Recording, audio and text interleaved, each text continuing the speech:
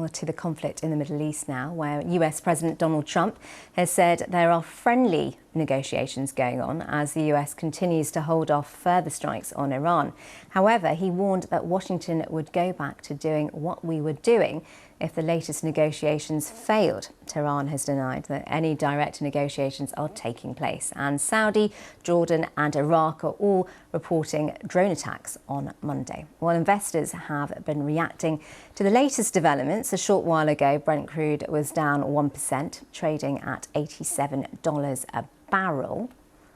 And joining us now is John Sfakianakis, Chief Economist and Head of Research at Gulf Research Centre. Thank you very much for joining us, John. So clearly we've seen lots of oil price movement over the last few weeks. That does seem to be the front of mind of negotiators at the moment, would you say? Absolutely. Great to be with you.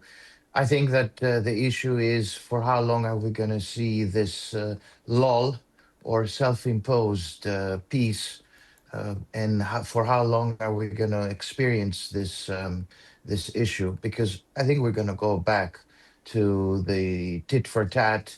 The skirmishes will continue. This is just a pause, temporary pause, because oil was at this psychological mark of $100 and it kept on climbing. And that doesn't bode well for equities and for markets in general, as you said.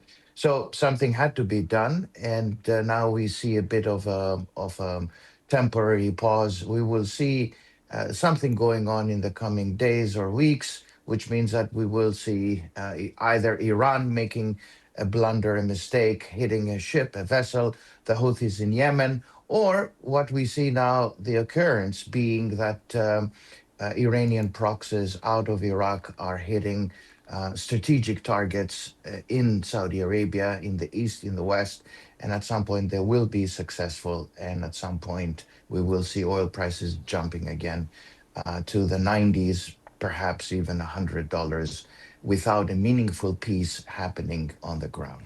And John, in terms of the Strait of Hormuz, so we are looking at shipping companies finding alternative routes. And so would it be unusual to see the Strait of Hormuz almost lose its value by the end of its year as companies find a way around it?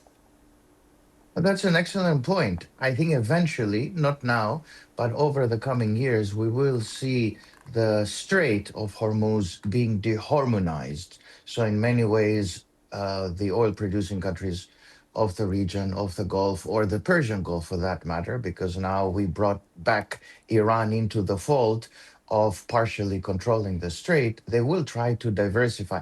It's not going to be cheap and it's not going to be quick.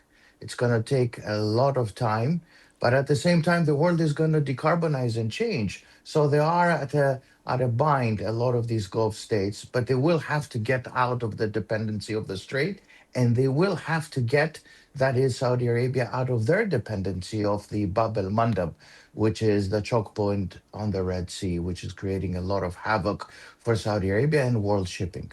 Okay, thank you very much for joining us. John Sfakianakis there, joining us from Riyadh.